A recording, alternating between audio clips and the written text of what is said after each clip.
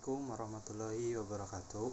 Alhamdulillahilladzi hadana li hada wa ma kunna linahtadiya laula an hadanallah. Laqad jaa rasulun bil haqq wa nudu antilkumul jannatu rizqumuha bima kuntum ta'malun. Asyhadu an la ilaha illallah, asyhadu anna Muhammadan abduhu wa rasuluh sallallahu alaihi wasallam wa ala alihi washabihi amma ba'du. Pertama-tama mari kita panjatkan puji dan syukur kehadirat Allah yang telah memberikan kita kesehatan, kewarasan, dan juga keberkahan pada hari ini. Yang di sini saya akan menjelaskan Islam dan teknologi.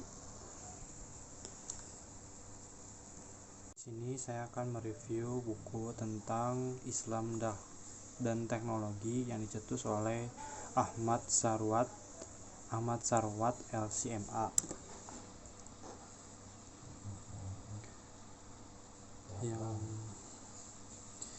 Yang pertama yaitu ada daftar isi. Bab pertama Islam dan ilmu pengetahuan. Yang kedua sejarah Eropa yang kelam yang dicetus oleh Galileo Galilei. Yang dua Copernicus. Yang dua Giordano Bruno. Yang kedua kebangkitan Eropa dari sains Muslim. Bab 2 Al-Quran dan ilmu pengetahuan. A. Ayat sains dan ayat hukum. B. Al-Quran bukan kitab teknologi. C. Mengapa karya sains umat Islam sedikit.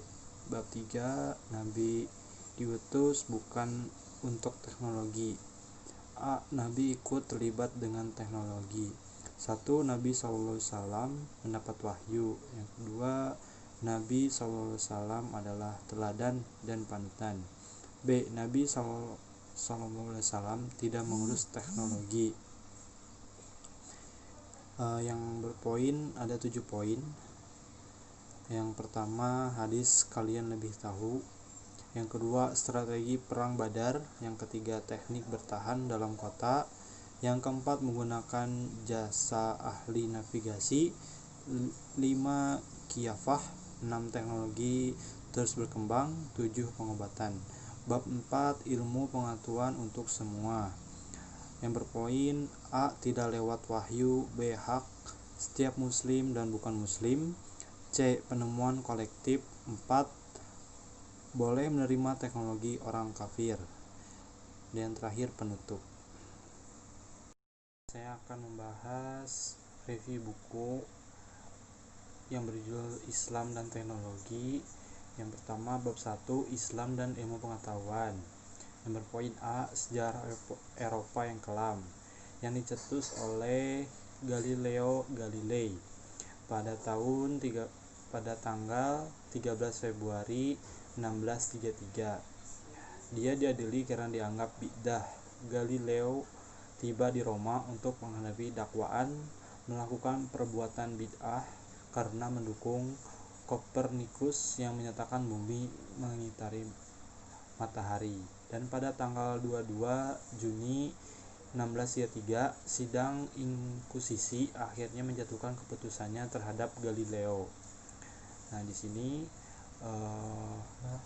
pada abad baru 300 tahun kemudian, tepatnya pada tahun 1992, Paus Yohanes Paulus II menyatakan penyesalan terkait tindakan yang dilakukan Gereja Katolik terhadap Galileo. Yang kedua, Copernicus. Copernicus ini dia seorang astronom, matematikawan, dan ilmu sains yang pertama kali menciptakan landasan teori heliosentris, di mana matahari menjadi pusat tata surya. Di kemudian hari, teori ini semakin disemarakan oleh Galileo yang saya jelaskan di awal tadi. Nah, yang ketiga ini Giordano Bruno. Kematian paling tragis dari para ilmuwan terbesar justru dialami oleh Giordano Bruno, seorang filsuf, matematikawan, ahli kosmologi, sekaligus pendeta asal Italia. Bruno adalah seorang ilmuwan yang mati sebagai martir, dibunuh karena benar untuk kejujuran dalam ilmu pengetahuan. Sama seperti Galileo Galilei, Giordano Bruno juga mendukung teori Kopernikus dan sempat menelurkan karyanya yang menjadi kontroversial. Pada masa itu dikenal Inkuisisi Roma, sistem pengadilan yang dikembangkan oleh Tahta Suci Gereja Katolik Roma. Misinya memburu penganut ajaran sesat, termasuk para tokoh ilmuwan serta cendekiawan. Dia dibakar hidup-hidup di Campi de' Fiori, alun-alun utama kota Roma, di hadapan jutaan rakyat. Begitu menyedihkan akhir kehidupan pejuang ilmu pengetahuan ini. Dipermalukan dan diperlakukan bagai seekor binatang tanpa rasa belas kasih sedikit pun. Nah, yang kedua, kebangkitan Eropa dari Saint Muslim. Di sini dijelaskan sebenarnya ketika Eropa bangkit dan mengalami kemajuan dalam ilmu pengetahuan, bekalnya justru ilmu pengetahuan dan sains yang sumbernya dari umat Islam juga. Ketika terjadi lagi kebangkitan di Eropa, mereka datang ke negeri Islam untuk mendapatkannya kembali lewat kitab milik perpustakaan di negeri Muslim, termasuk lewat perkuliahan di kampus-kampus di negeri Muslim. Sayangnya setelah itu malah terjadi kebalikannya. Eropa semakin maju dengan ilmu pengetahuannya. Hingga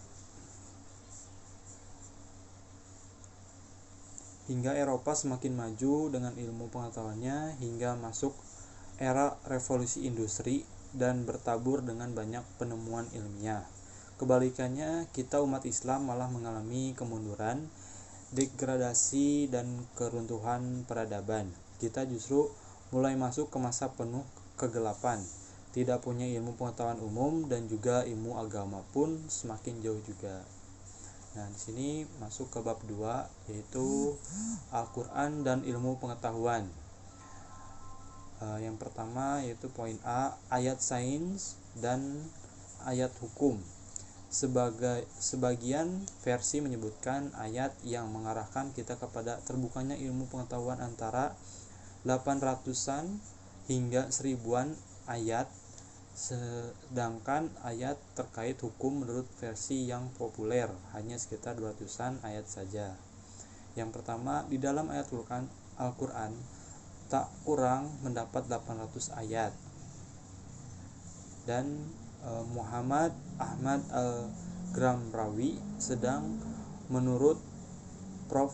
Zagul Al-Nazar ada 1000 ayat yang tegas dan ratusan lainnya yang tidak langsung terkait dengan fenomena alam semesta. Nah, di sini yang poin B, Al-Quran bukan kitab teknologi. Sejak awal turun Al-Quran di tahun 610 Masehi dan berhenti 23 tahun kemudian, tidak satupun ayat yang menjelaskan detail-detail teknologi. Tak ada satupun ayat yang bicara tentang internet. Alasannya karena Al-Quran memang buku, bukan sains. Ayat-ayat terkait dengan sains ini sangat jauh berbeda karakternya dengan ayat terkait hukum. Ayat-ayat sains tidak memberi informasi apapun terkait dengan rahasia alam semesta. Nah, di sini mengapa karya sains umat Islam sedikit? Nah, peradaban Islam sempat menjadi pusat ilmu pengetahuan dunia, bahkan sebagai kiblat teknologi umat manusia, dan itu semua terjadi di masa pertengahan, di mana kita berhasil melakukannya karena kita mengikuti perintah Allah di dalam Al-Quran, yaitu melakukan penelitian di alam semesta, termasuk juga menyerap semua sains yang pernah dimiliki oleh semua peradaban manusia. Pengetahuan dan teknologi, malah di beberapa titik muncul pesan bahwa teknologi modern itu haram karena milik Yahudi, milik orang kafir, atau milik musuh Islam. Makanya terjadi kenapa sedikit sedikitnya teknologi dan juga sedikitnya pengetahuan, karena di situ ada munculnya beberapa titik yang dimana milik Yahudi dan juga orang kafir yang musuh Islam. Jadi mungkin sedikit yang mencurigai semua yang berbau sains dan teknologi tentang Islam. Yang bab 3, Nabi diutus bukan untuk teknologi.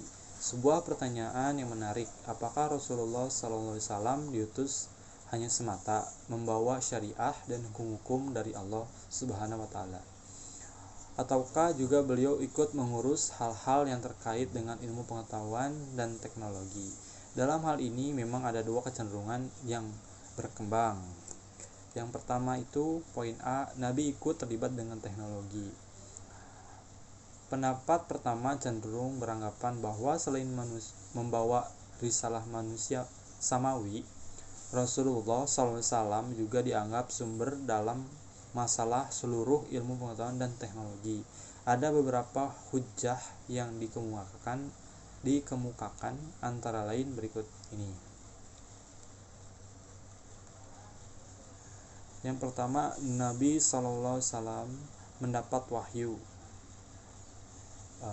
Alasan Nabi SAW itu orang yang dipilih oleh Allah Subhanahu wa Ta'ala, mendapat wahyu langsung dari Allah Subhanahu wa Ta'ala. Bahkan apa yang beliau SAW katakan itu pada hakikatnya adalah wahyu juga, bagaimana firman Allah Subhanahu wa Ta'ala, inna huwa illa wahyu yuha. Ucapan itu tiada lain hanyalah wahyu yang diwahyukan kepadanya, yaitu Nabi SAW. Logikanya Nabi SAW itu tidak mustahil untuk dijadikan juga sebagai rujukan dalam keduniaan.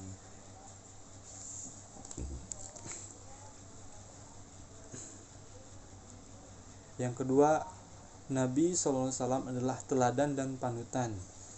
Bukan hanya diturunkan sebagai dari wahyu Allah, tapi Nabi juga seseorang yang teladan dan panutan bagi umatnya, yaitu berupa alasan yang lain bahwa sosok pribadi Rasulullah SAW adalah sosok utama teladan umat manusia yang menjadi panutan dalam semua sisi. Makanya Nabi SAW menjadi sebuah teladan dan panutan. Nah, di sini Nabi SAW tidak mengurus teknologi. Kenapa Nabi SAW tidak mengurus teknologi? Karena pendapat kedua mengatakan bahwasannya Nabi Muhammad SAW hanya ditugaskan untuk menyampaikan risalah samawi serta hal-hal yang terkait dengan urusan syariah dan hukum-hukumnya. Maka dari situ Nabi tidak mengurus teknologi karena hanya menyampaikan risalah samawi.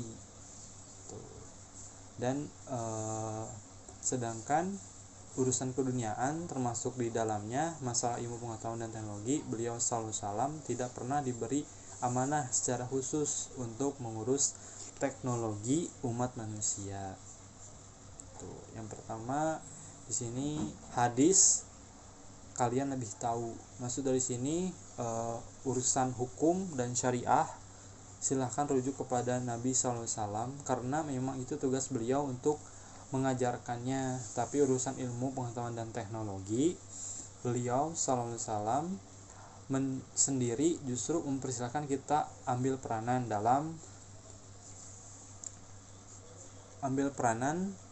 jangan terjebak dengan teknologi era kenabian. Nah, yang kedua ini strategi perang Badar. Maka setelah terkonfirmasi bahwa ini bukan wahyu, seorang sahabat yang ahli strategi perang memberi masukan yang lebih strategis, dan beliau selalu setuju mengubah apa yang tadinya sudah beliau tentukan serta lebih mengikuti saran ahli ketimbang menggunakan pemikiran pribadi. Dan di sini biarpun Nabi SAW tidak diutus untuk tidak tercantum dalam mengikuti teknologi, tapi Nabi juga membuat strategi perang Badar. Nah, yang ketiga, teknik bertahan dalam kota. Dan keempat, menggunakan jasa ahli navigasi untuk seandainya Nabi Muhammad SAW adalah seorang ahli teknologi navigasi, pasti beliau SAW tidak membutuhkan jasa seorang kafir untuk memberikannya petunjuk jalan. Maka di sini Nabi SAW diberi petunjuk dari seorang kafir untuk menjadi ahli teknologi navigasi untuk beliau. Yang kelima, qiyafah. Qiyafah adalah suatu keahlian seseorang untuk mengetahui kemiripan bayi dengan orang tuanya melalui jejak atau telapak kakinya. Keahlian ini bukan meramal atau sekedar nasib-nasiban. Yang keenam, teknologi terus berkembang. Yang ketujuh, pengobatan, melewati dari beberapa teknologi khusus yang menjadi dasar untuk penelitian selanjutnya dari teknologi tersebut. Di sini ada vaksin, anestesi, dan antibiotik dari teknologi atau ilmuwan yang telah berkembang yang bermaksud untuk membantu seluruh umatnya, dari obat-obatan, dari strategi perang dan teknik perang di masa peperangan di perang Badar. Nah, yang keempat ini adalah ilmu pengetahuan untuk semua. Yang pertama, tidak lewat wahyu. Yang kedua, hak setiap muslim dan bukan muslim. Yang C, penemuan kolektif. Yang keempat, boleh menerima teknologi orang kafir, tidak hanya dari orang muslim saja, tapi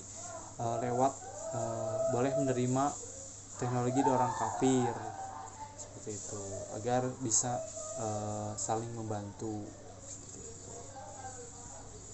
Mungkin penjelasan dari saya sekian. Assalamualaikum warahmatullahi wabarakatuh.